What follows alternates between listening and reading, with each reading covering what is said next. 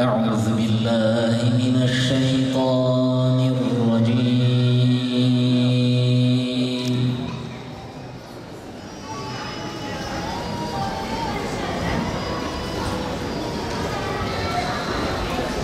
بسم الله الرحمن الرحيم.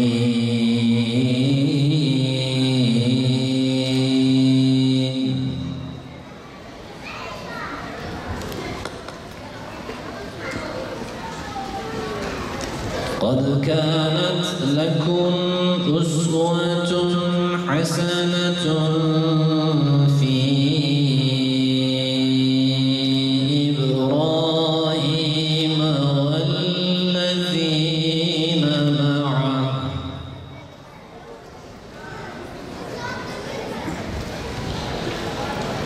إذ قالوا لقومهم إنا براء منكم ومما تعبدون من دون الله.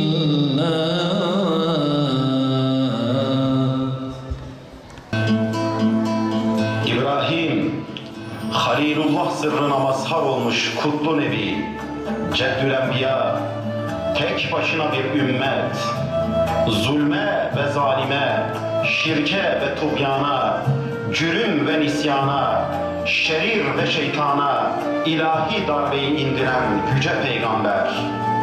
Teslimiyetin sembolü, tevhidin nişanesi, Evvahun Halim sırrının mercegahı aziz peygamber.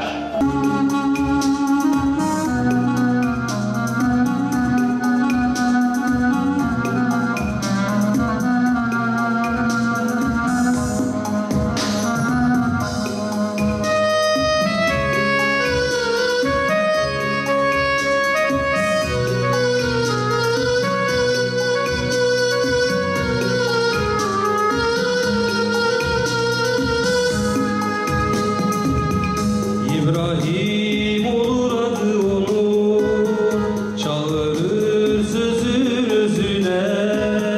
İbrahim olur adı onun, çağırır Rabbin ipine. Ne güzel kul, ne güzel örnektir İbrahim, tek başına ümmetin. Dikilir zalimin karşısına, gül toplar ateş bahçelerinden. Ne güzel kul, ne güzel örnektir İbrahim, tek başına ümmetin. Dikilir Nemrut'un karşısına, gül toplar ateş bahçelerinden. En son nerede kalmıştık güzel yüzlüm? Dersimiz neresiydi? Kemma sallallahu teala İbrahim diyorduk galiba. Biliyor musun ne zaman bir güzel çocuk görsem içime bir güneş doğar. Gözlerime bir ışık gelir. Canıma can yetişir. Toprağımın damarlarına su gelir.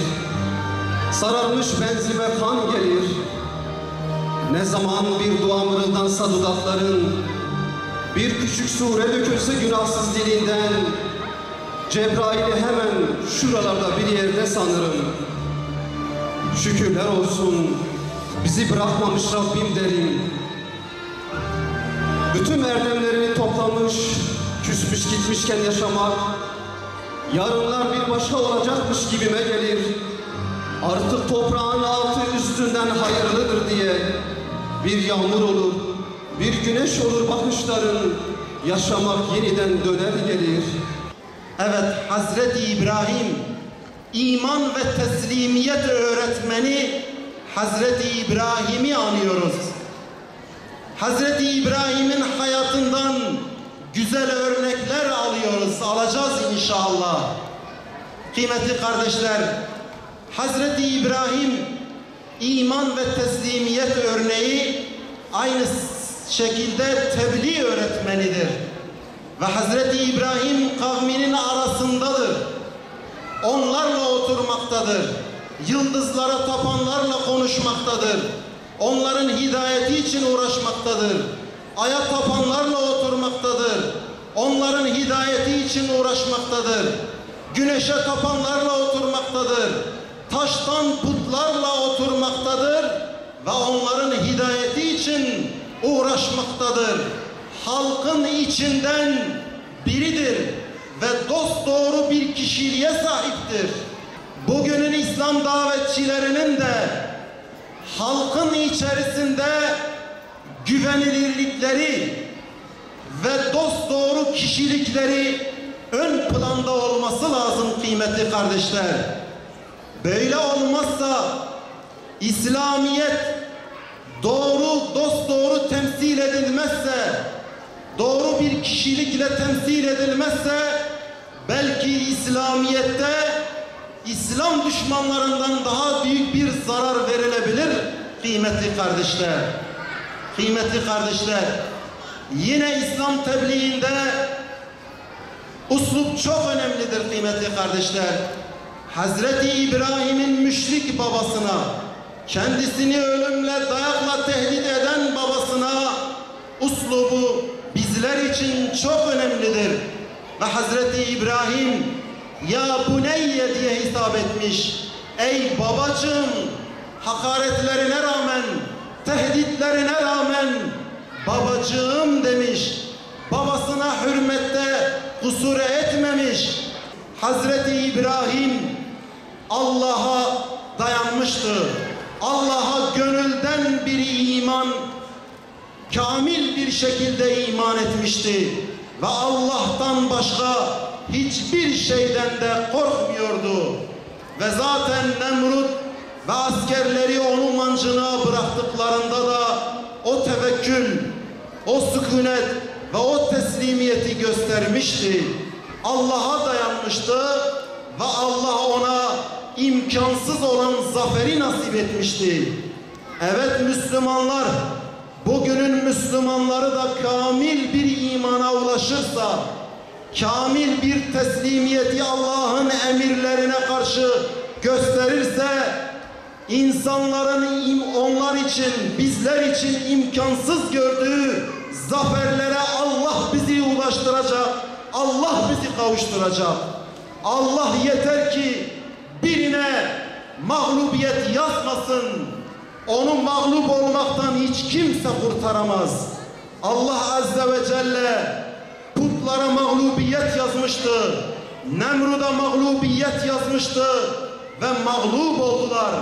Allah Azze ve Celle Hazreti İbrahim'e zafer yazmıştı ve insanlar onun zaferini imkansız görüyordu ama Allah onu muzaffer kıldı. O gün de öyleydi, bugün de öyledir kıymetli kardeşler. İman ve teslimiyet örneği dedik ya Hazreti İbrahim için.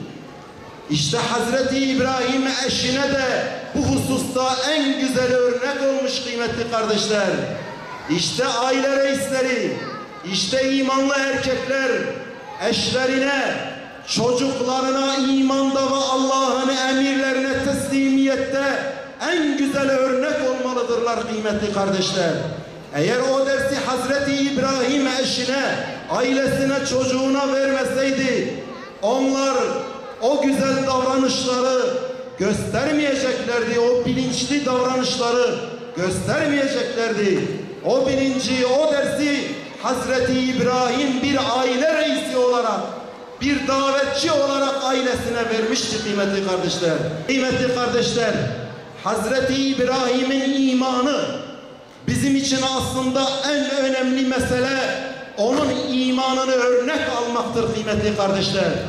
Ve Allah bize lütfetmiş, Hazreti İbrahim'in imanını Kur'an'da ona zikrettirmiş. Hazreti İbrahim Rabbinden şunu talep ediyor. Rabbim bana hüküm ver.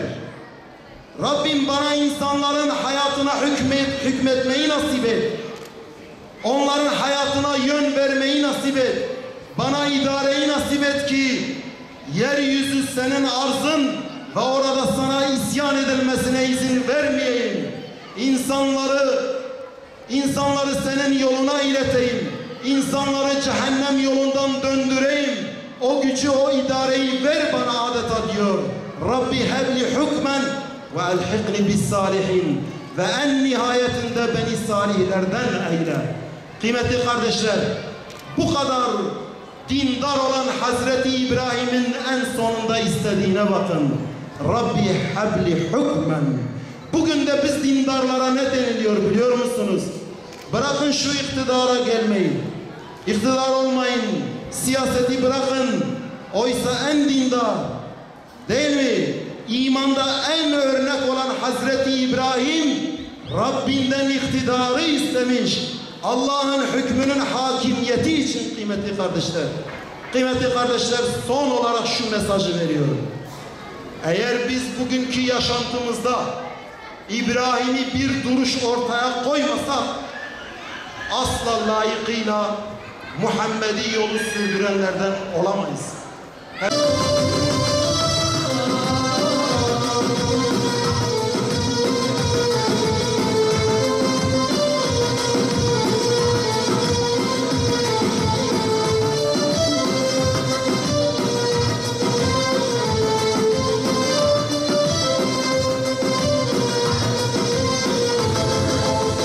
Ey Allah'ın nebileri, Resulleri, sevdikleri, selam size derler, insanlığa rahmet yeri, selam size ey azizler, mutlu yolun rehberleri, selam size ey azizler, mutlu yolun rehberleri, bu Adem'in, bu İdris'in, bu Nuh'un yolu, bu Salih'in, İbrahim'in, bu Nuh'un yolu, bu Adem'in, bu İdris'in, bu Nuh'un yolu, bu Salih'in, İbrahim'in, bu Nuh'un yolu.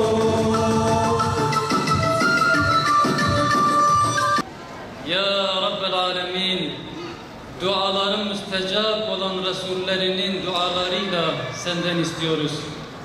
Ya Rabbi, senden bilmediğimiz şeyi senden istemekten sana sığınırız.